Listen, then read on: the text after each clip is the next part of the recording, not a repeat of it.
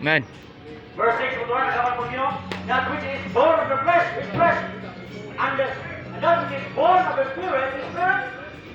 Kawan po nyo sa John 3:6, kay ang sita uman na ipanganak sa tawanon, unod doon, tawanon man ka mo doon.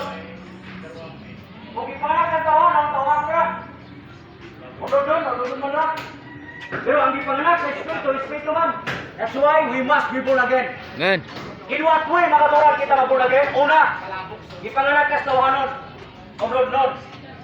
Kung ipanganak ka sa tawanon, halin nga na pa sa kaya nagsimugilikanan, kailangan ka na magpato sa Diyos. Agor mo matutod ka nga born again. Kaya ang tutod nga born again, hindi kinaimpirno. Ang tutod nga born again, malangit ang nagaran. Amen. Ang tutod nga born again, magkasiyakan, kasiguran, mga kaluwasan. Kakakaluwasan na, hindi matutod, hindi mautod, hindi mawala. That is called everlasting life. Nayakan sa Diyos.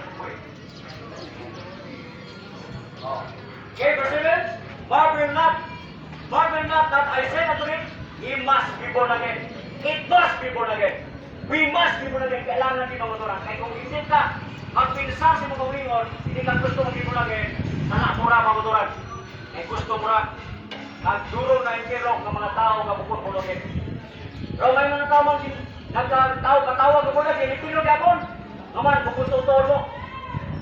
Tuglaw, magkakaroon ng namulan. Eh, kailangan natutol kita, kapag na ginagawa sa inyo, maagis ng Panginoon pagpalit para sa inyo.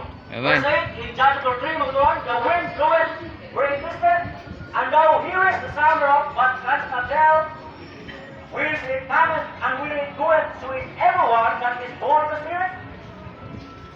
Hindi mo niyo kita ang Espiritu ng Turan, pero may Bible.